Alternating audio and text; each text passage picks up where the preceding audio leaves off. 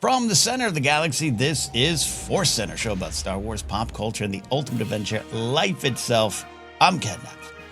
I'm Joseph Scrimshaw, and I'm happy to be here. That's right. I was thinking of something witty to say, but we're recording this on a Monday.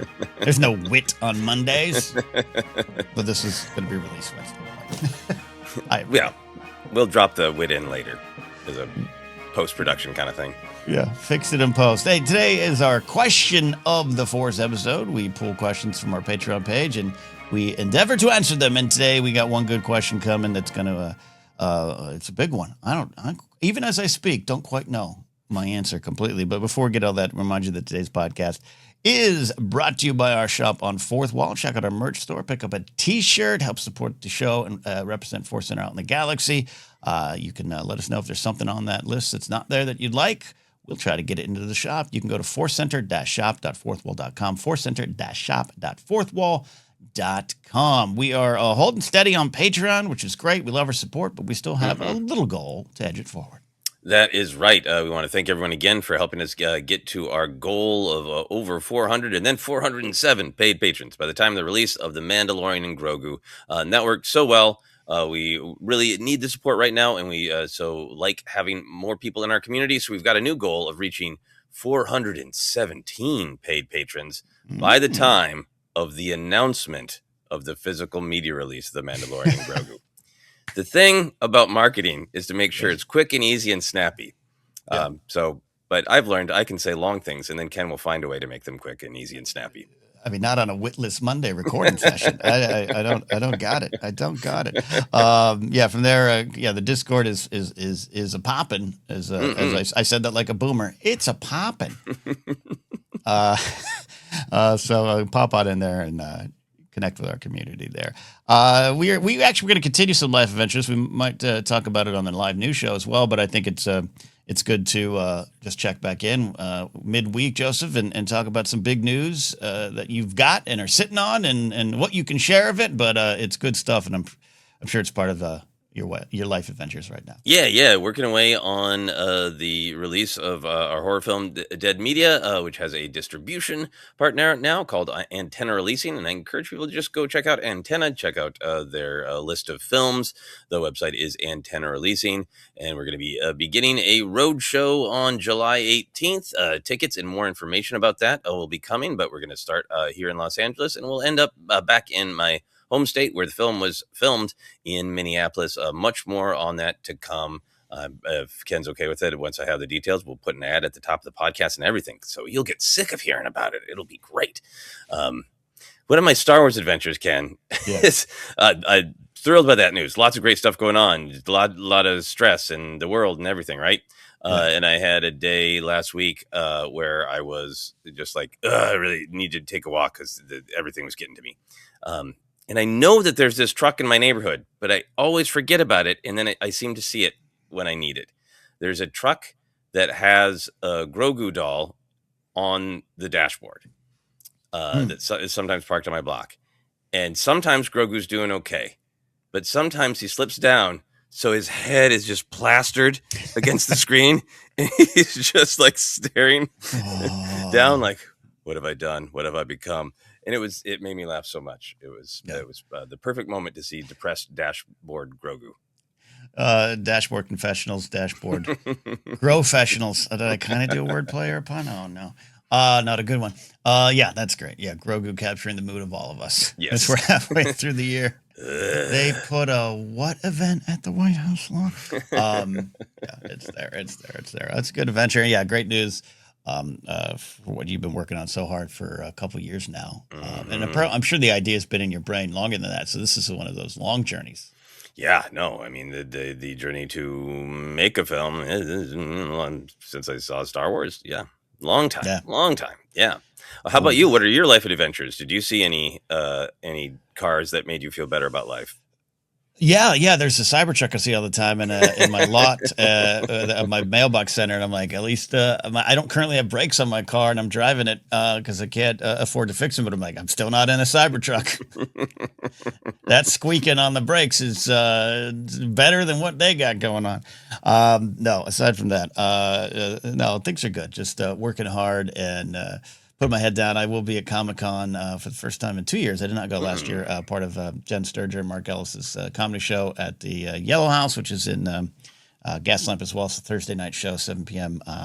Getting down there will be fun. Hope to see some of you out there too. I'll have some information, more information when I know it. But yeah, that's it. Nothing in Star Wars related. I still on my Indiana Jones kick. I just finished Last Crusade. Nice. And I saw. Okay, I'm gonna ask. We don't have to go too deep. I saw something on the old internet, the website known as Threads, which I am unfortunately on sometimes. It's better for promotion, but it's more maddening than other places. Mm-hmm. And someone was like, Last Crusade would have been a good movie or a better movie like Raiders. Like they're trying to say, look, it's a good movie, but it would have been better, would have been like Raiders if they didn't ruin the Marcus Brody character. And that he's slapsticky and this and that. And in the first film, he has the line about when he's holding the idol. Oh, if I was younger, I would have gone after it myself. Mm-hmm. Which that guy, the commenter took as he was an adventurer. And they turn him into this gets lost in his own museum guy. Now, I love both films. I love Marcus Brody both, but I think the comedy in Last Crusade is too valuable for me. Did you ever take from that line that Marcus Brody was a adventure on par with Indiana Jones? And the answer could be yes. I don't know. No. I took it as he might have been a more field-based archaeologist at one time. Mm-hmm. Or he could have been talking bleep. Yes. I haven't read all of the various books and everything that have expanded the indie world. So maybe there's some in the expanded indie universe, yes. But I also feel like a part of the deal with mm-hmm. the story of Indiana Jones is, yes, there are other archaeologists that he's competing with. But part of what makes Indy different is he's willing to really push himself, risk himself physically in ways mm-hmm. that mm-hmm. others aren't. Even his nemesis in Raiders mm-hmm. who's quite literally pitched as, the shadow of each other. Yeah. He's not jumping over pits and bleeding and sweating and ripping half his shirt off. He's just telling other people to go over there. So even if Marcus was out adventuring, mm-hmm. I think there's probably a lot more tea and coziness in his version of being an archaeologist than Indiana's. Okay. Yeah, I would say, I did not spend my whole life going, man, he's the Indiana Jones version of General Grievous. We could have got something scary, and instead we got a hacking monster, as if I'm missing the point. But yeah, no, I love, and also on Last Crusade, he does have the same moxie. I'll tell him we'll take 2 tickets. He doesn't know what he's doing. He doesn't know what he's doing. He thinks he knows what he's doing. Anyways, all right. Indiana Jones Center pops up again, but I'm still in Indiana Jones mood. I'm gonna rewatch Temple of Doom next. Lucky. Work it out. Yeah, so there we go. And that's it. All right, let's get to some Star Wars questions, or at least one big question. That's what people want to hear today. So what do we got? So we are grabbing questions from Patreon. We have our questions thread going. We put it out a while ago, so some of the questions are a little bit older, but we're going to try to get to as many of them as we can. But also, Ken posts in our Patreon when we're going to have a call-in show, and sometimes people can't call in, but they leave a question there. So I found this one on one of those threads, and it really felt of the moment, so I wanted to share it and dig into this one. This comes to us from Patreon member Stephanie Daniel. Stephanie says, is Star Wars going from mainstream to a niche fandom? Movie forums are cheering for The Mandalorian and Grogu to flop in the demise of Star Wars. The film is not going to break even theatrically. I'm worried for next year's Starfighter. Should Star Wars go back to animated shows only and books and wait to put out a trilogy of movies every 10 to 15 years? I love Star Wars, but I worry that the general audience no longer cares for the galaxy far, far away. I know we've had some good box office chats in all that, but I think there's so much in Stephanie's question, particularly framing it in terms of mainstream versus niche, that I'm really fascinated by and wanted to kind of dig into some different aspects of that with you, Ken. Stephanie also posted this a little while ago, a week, 2 weeks, I don't remember, but a little while ago. So I just thought I looked it up on old Wikipedia, not the Wookiee one, the Wiki one, to see how is Mandalorian Grogu doing. So current worldwide theatrical gross is $315 million on a 165 million budget. Now, of course, there's always the marketing is an invisible cost that is not reporting to us, but also so is the merch. There's a lot of merch out there. There's a lot of cookies and action figures and popcorn buckets. The 315 million, is that just tickets, or is that popcorn, $80 popcorn buckets? Right. So I think I personally want to frame it as, I personally believe that the movie is going to break even theatrically.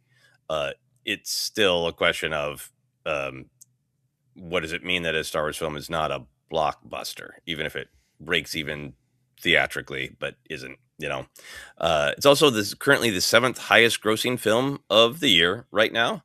The Devil Wears Prada 2 grossed more than The Mandalorian and Grogu, and I think a lot of people would feel like that is not a thing that would have happened in the past. That a beloved sequel to a beloved, drama.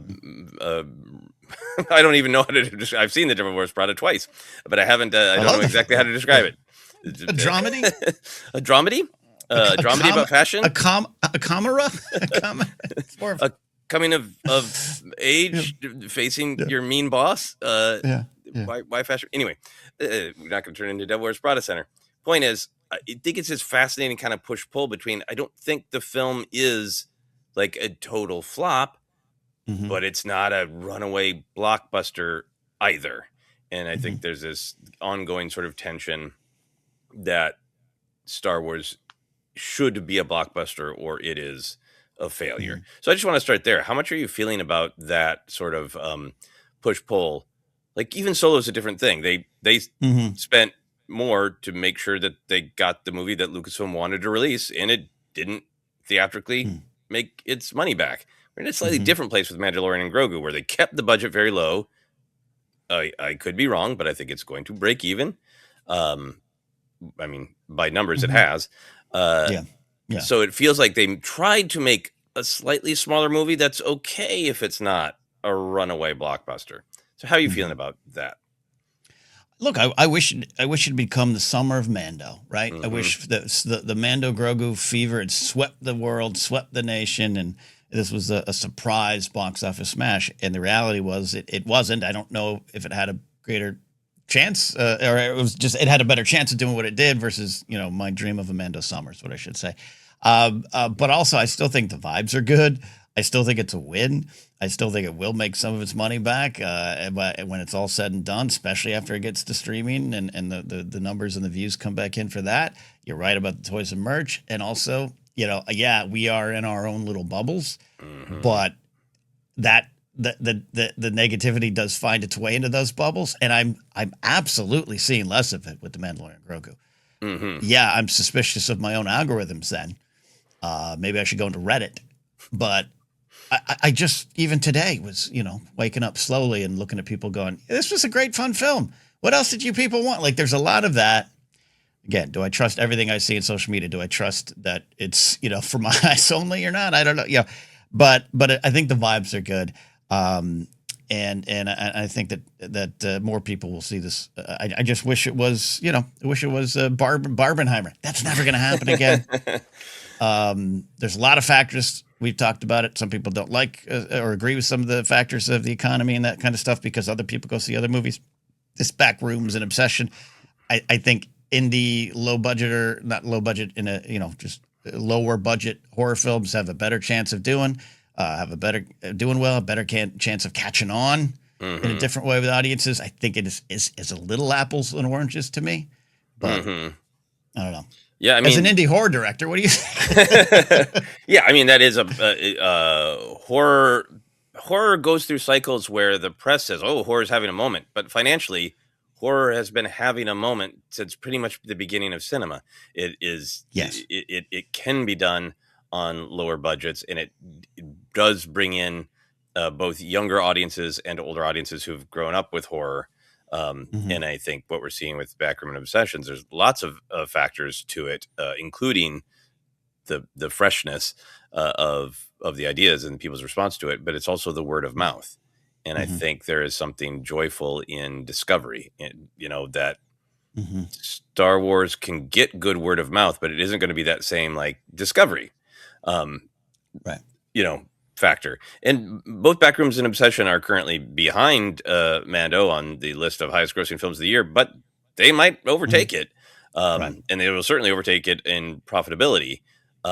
Which kind of leads me to the next question that I want to talk about is we are Star Wars focused on our Star Wars podcast, except for when we Yeah. talk about Devil Wears Prada for 2 minutes, I can talk and a lot Indiana about it Jones too. for Let's 10. do Yeah, let's do it. Um, it.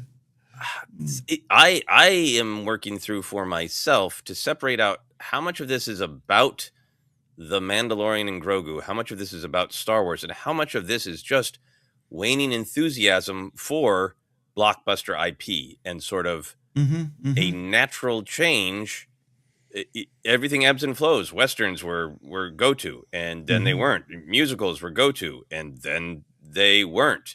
The 70s, gritty, gripping, very real drama was the thing, Mm-hmm. and then it was pushed out by Star Wars and Jaws, and we've had this like 10 to 15 years now where blockbuster IP, Marvel and Star Wars, chief among them. DC has had some moments and all that, and then everybody's scrambling to emulate that with new Mm-hmm. franchises. I would argue Lord of the Rings and The Hobbit have been a part of that, And they're um, coming back, baby.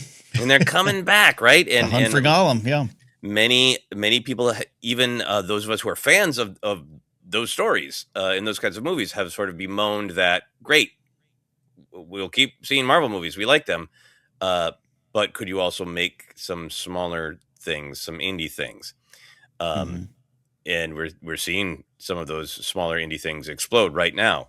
But just in this moment that we're in right now, where I feel like, okay, the tide is turning a little bit on the complete dominance Mm-hmm. of blockbuster IP movies. Mm-hmm. He-Man in Masters Universe uh, did not as good as Mandalorian and Grogu. Marvel films like Mandalorian and Grogu are having great opening weekends because of all-in fans, and then having 70% drop-offs at the box office second weekend, and that's still being sort of reported as this film falls apart. And like, Right. technically, a 70% box office drop in the second weekend is falling apart, but it's also now becoming mostly standard, with some Yeah. exceptions for these big IP blockbusters. So is it that Mandalorian Grogu is failing, or is it that it is performing as IP blockbusters do in the perhaps twilight of the dominance of IP blockbusters? Yeah. Yeah. You raised a lot of questions, and this is not just a film business discussion. It's a pop culture zeitgeisty discussion too, right? Yeah. Yeah. Like it's definitely when like I said, I'm returning to Comic-Con. I haven't been on the floor in like 4 years. I haven't cared. Mm-hmm. And the glory days of Hall H, the glory days of these big shows, dominating, not just Game of Thrones. I was watching a little TV last night streaming, and an ad popped up for like a Walking Dead spinoff show that's in its second season. Now, never been a Walking Dead fan, so maybe I wouldn't be aware, but I just was like, at what? Like, there would have been times like I was in Hall H for one of the Walking Dead panels. Like the walls rattled with cheers, and maybe that would still happen. But we are just in a different time, and I think Star Wars is part of that. I do think it's mainstream to the end, and maybe we'll break that down a little bit more too. We Of why definitely will. there's some niche behind it. Yeah, but in terms of this film, people are going to spin it any way they want, I guess. And you could accuse me of spinning it like, hey, don't worry too much about the box office. The vibes of the film work. People love this film and they'll discover it. I stand by that. But you could tell me I'm not facing the reality that this movie was horrible and flopped, which some people have tried to tell me. But, I don't know. But I think Star Wars is still pretty popular. I think Star Wars is still pretty popular too. So if and as always, these are opinions. Throw out some facts here and there from old Wikipedia to back them up, but these are opinions, and anybody, of course, is welcome to disagree. But if we accept the premise that the dominance of IP blockbusters is waning, how does that make you feel about Starfighter next year? Does it make you nervous for Starfighter? Does it make you nervous for a theoretical Simon Kinberg trilogy that, is what we believe is coming next? Um, I'll just speak from my gut, my vibes, man. I'm not worried about Starfighter. What's it gonna do? I don't know. I don't think we'll ever see a $1 billion Star Wars movie run again. I really don't think. So I just think we're at a different time. But Levy, Goslin, well, that first trailer's gonna hit. It's gonna get some excitement going. I think it's okay. Now, whether the film is good or not, whether you all like it, whether you all like the choice, we've not debated between you and I, but we've talked about what might have been in its place, what could have been in its place, and maybe what we even wanted in its place. But I personally am not worried about the film. I think it will. I don't want to say recapture because that makes it sound like it's currently lost. Reinvigorate to a certain degree the film franchise, the film side. And in a way, I wish Mandalorian grew. Again, I love that film. The more I think about it, the more I love it. But I think they kind of were angling for this. That's some of the complaining we've heard, right? Like, are they really behind the film? I thought they were, but I could also agree that maybe their 2027 is the 50th. They're moving shows there. They got conventions then. They got a big one of the biggest movie stars in the world then. So I'm not worried. Yeah, I will own that I was feeling like they weren't pushing it enough, pushing Mandalorian Grogu enough, and that to me was because there were things like that article that came out about Starfighter being the next great hope for Star Wars, which felt like really cruel to Mandalorian and Grogu. A lot of other people countered, like, people just make plans closer to things, and they need to advertise closer, and folks are right that Lucasfilm really put their back into advertising Mandalorian Grogu when it was 6 weeks out, 2 months out. Yeah, and, but and I don't think they did put their backs into it. Yeah, and I don't think you or others were wrong to be like, hey, you could. I think it felt slightly different. I don't disagree with that at all. Yeah, I mean, I do, and I continue to have the opinion that this is a little bit of a push-pull of one Bob failed, another Bob came back, said do this, but also I got to leave now. Bye.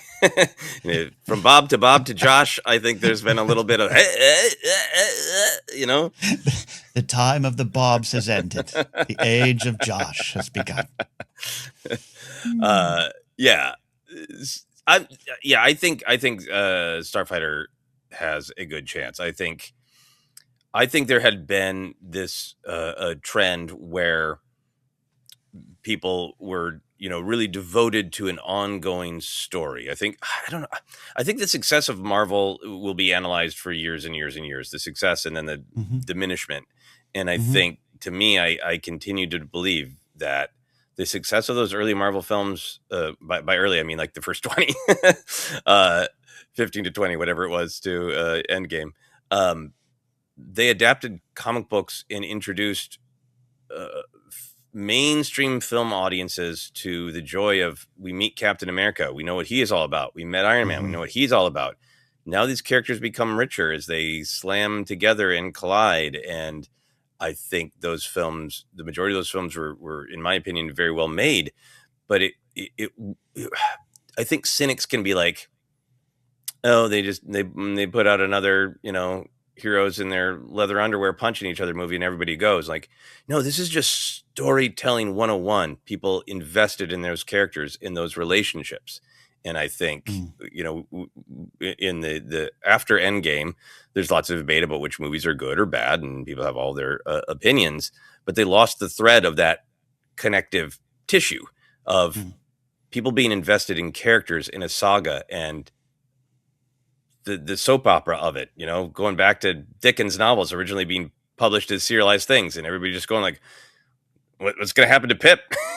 Is he going to die? Is he going to get the girl? What's going to happen? And I think that amazing run of Marvel was so much about that connection to ongoing storytelling of what is going to happen to these characters we care about. And I think for a long time at the box office, that was also Star Wars' power of what's going to happen to Luke, Leia, and Han.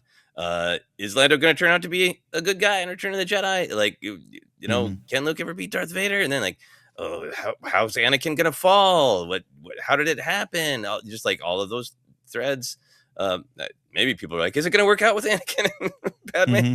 But it was, and then the same thing I think with the sequel trilogy for people who enjoyed those films. It's connection to ongoing story. And so I think there's a slight difference to me between the big picture IP that successfully hooks us into ongoing stories about characters versus sort of allegiance simply to an IP. I mean, there's plenty of us who are like, we're all in Star Wars fans and we're going to go see anything Star Wars. Fair enough. Right. Paint us with a broad brush if you want. But so I don't think anything's going to stop them from making more Star Wars movies because I think they have to. Even if maybe they should take a break. And I think Starfighter has a decent chance because of the freshness of it in theory. But we'll see. Oh, so go ahead, please. No. I mean, I think it's a good point. It is something familiar with a popular, serviceable director who, that's not I don't mean that as a slight, but just like that's why he's there. He knows how to run a mini company as a director. It's a big budget film and doesn't make waves and smiles and shares Instagram photos that people like. And he's not offensive and he's going to bring it over the finish line. And you got one of the more truthfully talented leading superstars. We don't have movie stars anymore. He's one of the last one. And doing something familiar, but it's all brand new. We don't know what to expect. So I think it's a great mix of things we know and, hey, what we've always wanted, something different. So I think we'll be good. Yeah, no, absolutely. So I want to get a little into the heart of Stephanie's question about the sort of mainstream versus niche. And I think we've talked about it over the years on ForceCenter, but I wonder if it's becoming even more pronounced. When I first read this question, I was putting together the rundowns. I was like, this is so interesting. And then I went out for a walk and I saw like 3 people with Star Wars t-shirts. And our mutual friend Jeff May has, a funny bit about, oh, do you think you're unique because you like Star Wars? It's the most popular thing ever. Everybody likes Star Wars. And I always think that joke is funny, but it's always like, yeah, but there are different levels and kinds of Star Wars fans. I think there are people who are walking around with the Star Wars shirt who love Star Wars and haven't liked any Star Wars storytelling for 10 years, with maybe the exception of one television show. How do you feel about how do you feel about how to talk about the Star Wars is popular? There are people who despise everything that Lucasfilm has made under Disney, but it's still tattooed on their souls. Versus kind of who we are and who a lot of our friends in the community are. We're kind of all in fans where we love Star Wars and we're going to check everything out and give it a chance. Like, where do you go with all that? I'll start with a little 4-piece out of London, out of the UK, out of Liverpool, the Beatles. All right, let's go there. I am a big Beatles fan, and I'm one of those discovered it at 12 in a tent on a slumber party where a friend handed me a cassette and said, "Try this out, man."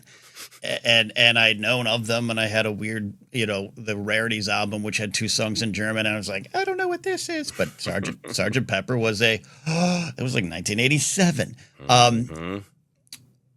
Howard Kramer, a comedian, many might know, especially back in the day, he was kind of popular on MTV. He had a joke.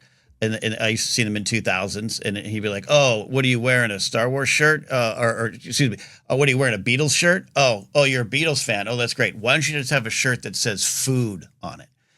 And funny joke, but same kind of energy of like it's acknowledging that the Beatles are ubiquitous. They're everywhere. They're the biggest thing in the world.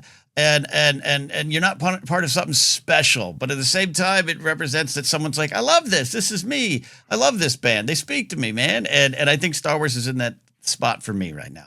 It is what you're talking about. It is Star Wars shirt guy, Star Wars shirt girl, Star Wars shirt person. Hey, you like Star Wars? Yeah, but not those sequels, right? and Star Wars is food. It is this thing. It is 50 years of this greatly, influential piece of storytelling that goes on and on and on. But there are layers, and I'm not suggesting that in a gatekeeping way. It's Mm-hmm. not a real fans versus, but there are the ones where, like, this is why you and I always kind of talk about being out in the wild and our defenses go up, because then there's the folks that's like, oh, okay, your love of Book of Boba Fett is probably niche, right? Like, I can talk to you at a party. Like, you want to talk about Garsa Fwip? You want to talk about Black Chrysanthemum and the twins showed up? Yeah. You want to talk about Danny Trejo and as a Rancor Keeper? Yeah. That is niche. Mm-hmm. That is like going, do you like Paul McCartney's work with the Firemen? Do you like Sing the Changes? It's a good song. You want to talk about it? It's niche within this big tent, and I think that's kind of where I start. Yeah, and I think it has always been that way. When it was even in like the late '70s, early '80s, when it was huge, it was immediately like, oh wow, this broke through, and Yeah. everyone knows who Darth Vader is, and maybe parents who are like, I don't care, but I'm wearing a T-shirt because my kids love it. And then you got Mm-hmm. the kids, running around being like, do you know there are two different Bespin security guard action figures? Like, they get reverse 4LM and Zuckus on the action figures. I figured it out because the droid should have the droid.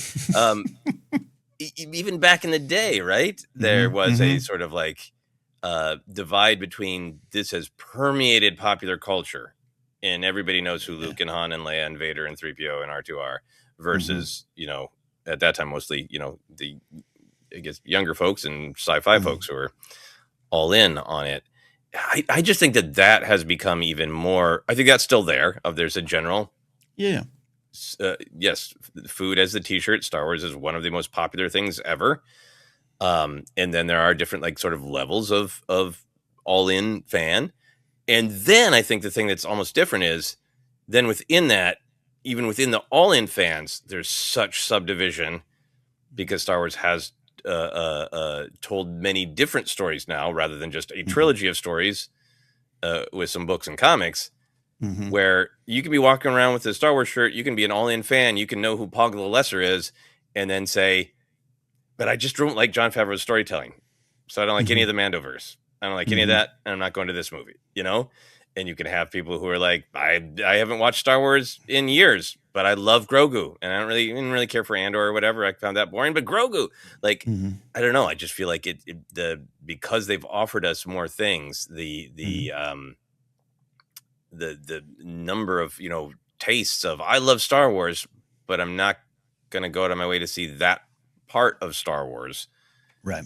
is maybe stronger than ever. Yeah, definitely stronger than ever. And same, I'm not in the Marvel world, but it seems like there's much more like Fantastic Four sucked. It's not the same, but yet I'm still wearing the Marvel shirt, and that stuff just seems more powerful than just to me the internet-y commenter way. There's some of that stuff that's always been there, but it just seems a little more. It's just it's just like some of that's accepted as normal. Like oh yeah, but you didn't watch like Kenobi, right? That's not good.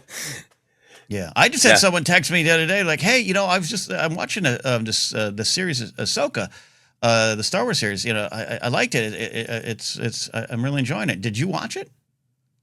I went like, "Oh, let me tell you if I watched it. Oh yeah." I was like, but like, and they know what I do. Yeah, you're like, I just skipped that one. Yeah, it's like spiritually, but no, but like it was a weird text to be like, what do you think I do with my life? Yeah. Like, yes, it's part of my job to watch every second of Star Wars. Yes. Yeah. But yeah. So yeah, I mean, I think my opinion about Stephanie's great question is I think it is both mainstream and niche, and in terms of a movie doing the kind of blockbuster numbers that we normally associate with Star Wars, the challenge becomes, how do you tap into the niche audience so you get the massive opening weekend, but then how do you tap into the mainstream audience so the second weekend drops by 10% instead of 70% or 20%, which is, I think, what the sequel films mostly enjoyed. People will be hard on Rise of Skywalker's numbers, but it still made $1 billion. It did okay. So I think we talked about this a little bit, but I want to touch on it briefly. I was pleasantly surprised by what an effort was made to make The Mandalorian and Grogu totally accessible. As I've said, my dad hasn't watched Star Wars since 1983. He could sit down and watch Mandalorian and Grogu, and he would totally understand everything that is happening. and anything he didn't be just like, it's a weird space world where, armor guys have little frog babies. My dad would probably go, did he have him? Is that literally his son? How'd that work? How'd that work? You might have, is there a giant puppet lady that he, my dad would probably have some, trust me, some questions about background, but sitting there and enjoying the film, knowing what's at stake, totally accessible. Yeah. But some of the rumblings I've heard from more mainstream folks are either they never watched Mandalorian Grogu, or they watched the first couple seasons and fell off it, or I almost feel like Mandalorian Grogu's success is almost weirdly playing against it for some mainstream audiences. And what I mean by that is they were so heavily marketed.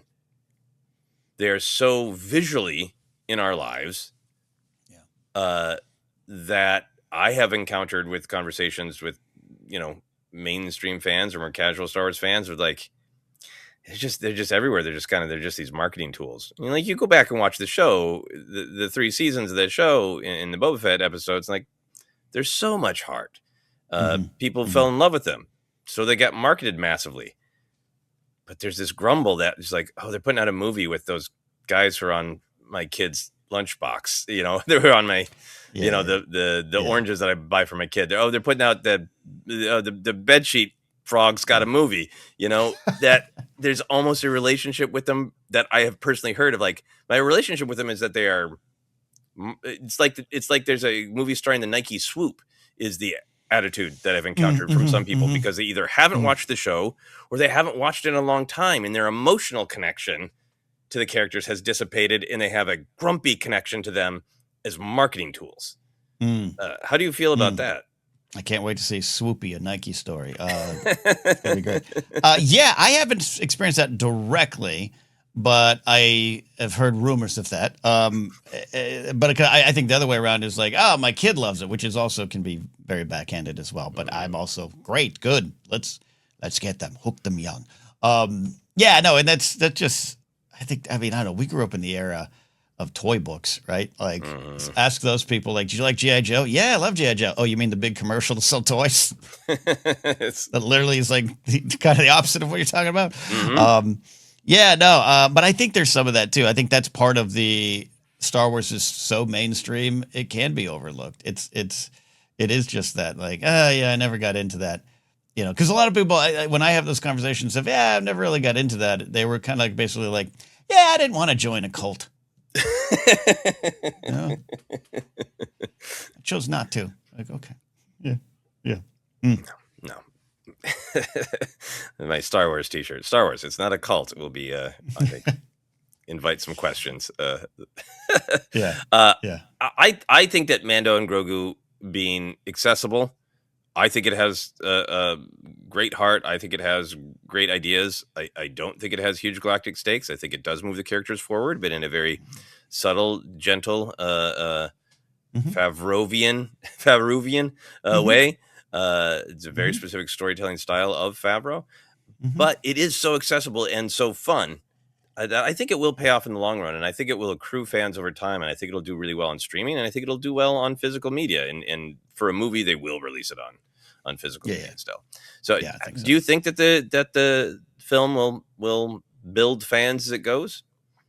100%. I mean, Solo has, and I know Solo's a tougher sell for a movie I love that might be my favorite to watch of the sequel era.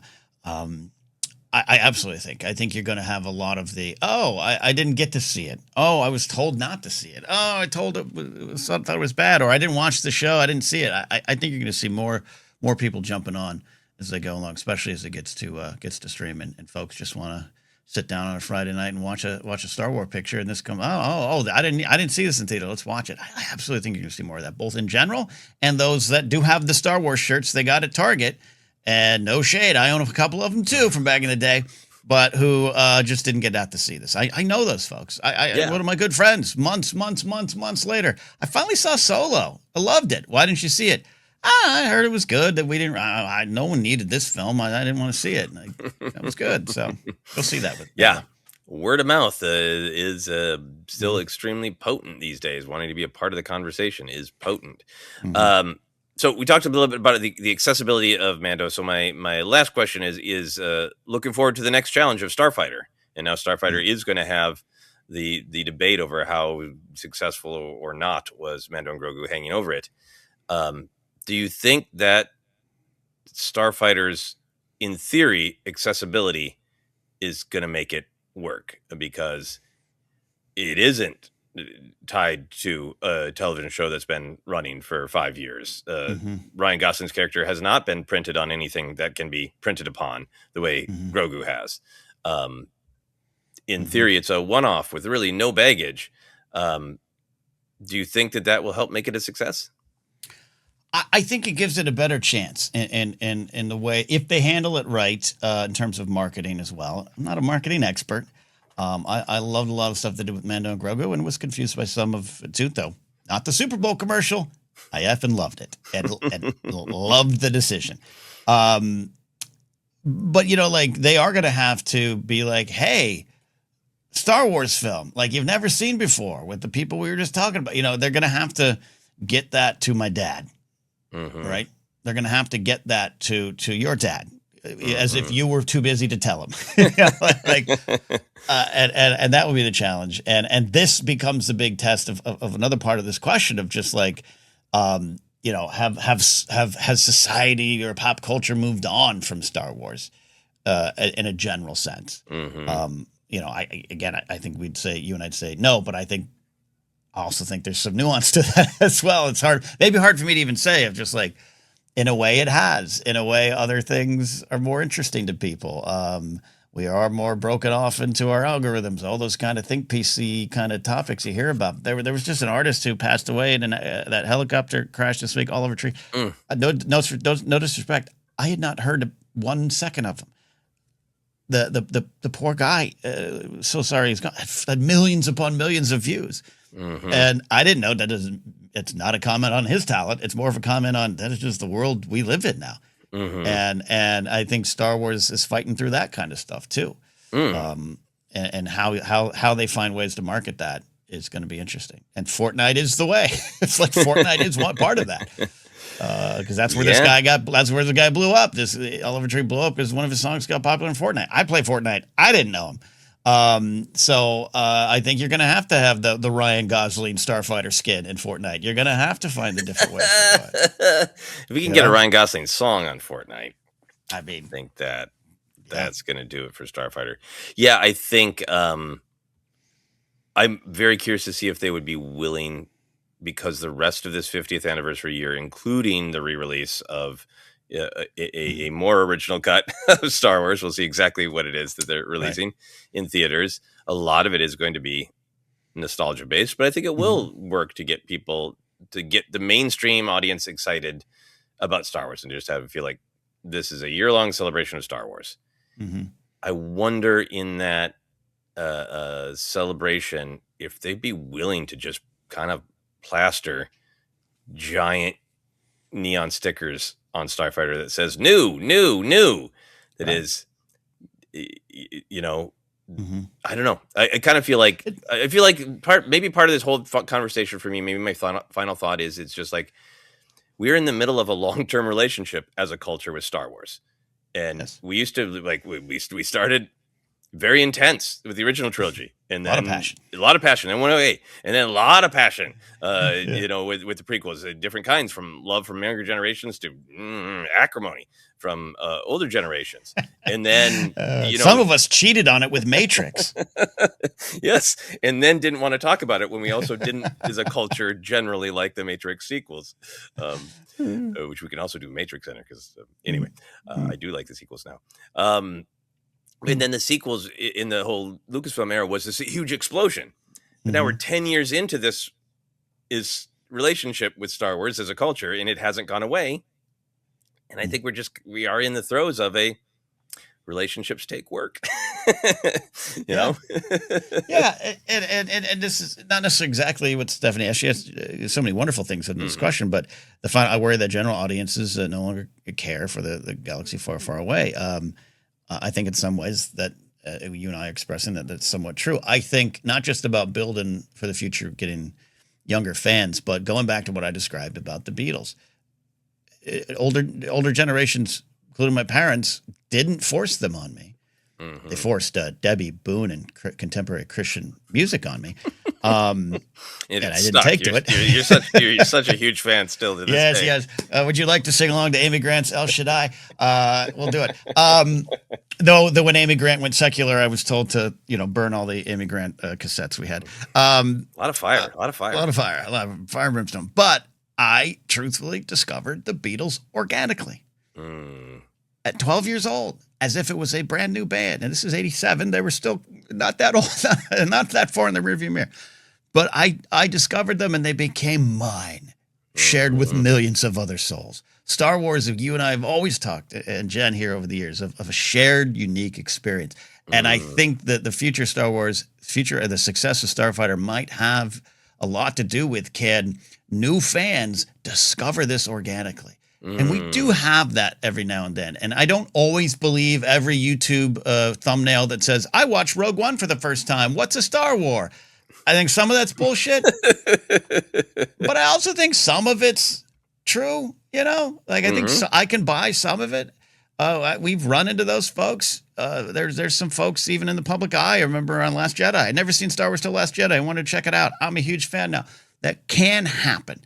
And I think when I think of Starfighter and the future of Star Wars as it begins its second 50th year journey, it will have to do with this is yours. This is yours. It's brand new, and it starts with you. It starts with this Starfighter film. And I think Mandalorian Grogu had some of that energy too. It's yours, youngsters. But it doesn't I'm not just talking about young people. I'm talking about I'm 25. Star Wars was that thing my uncle wouldn't shut up about as I was a kid. But I kind of like this one. I like the Fall Guys in this one.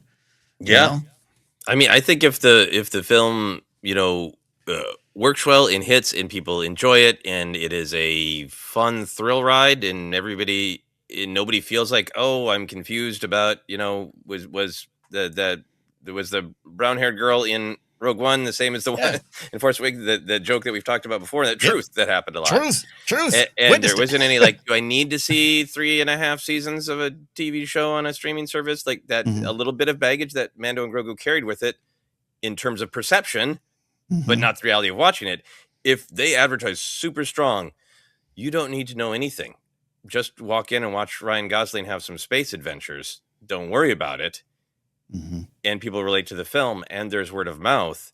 I think that could be a breath of fresh air for Star Wars, where it ignites a little bit of that mainstream passion again. Yeah, I think so. And I'm hopeful, and looking forward to it. Yeah. Thank you, Stephanie, for the great question and the great thought starter. You are certainly not alone in your concerns, and I think there's much to be analyzed, and we look forward to continuing the discussion with all of you.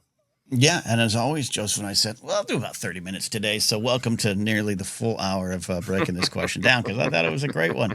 A lot in it, a lot that we don't know the answers to yet, so stay tuned for that one there. Thanks for watching out there. You can find us on social media at ForceCenter Pod, or on Facebook at ForceCenter Podcast, which is also social media, but it's a separate thing. Podcast is available on a lot of spots. Just search, you'll find us. Merch available at TeePublic. You can still get stuff there, or over on our Fourth Wall shop. Support us on Patreon at patreon.com/ForceCenter. Help us reach our goal. And you can follow me at my still looks the same but revamped website at Napzok.com. Trying to rebuild my store where I might be selling Funko Pops on there. You can go get updated stand-up dates like the show down at San Diego for San Diego Comic-Con. And head on over to Joseph's YouTube channel, because, sir, you've got a lot going on there, too. That's right. I got a bunch of short films, over an hour of short films now up on my YouTube channel, so go check that out. The one that I screened this weekend will be coming to YouTube soon, and of course, keep your eye out for more information about the horror feature Dead Media. For right now, you can just follow me on all the various social media, and I will be posting about it nonstop. At Joseph Scrimshaw is my handle everywhere. That's it for me.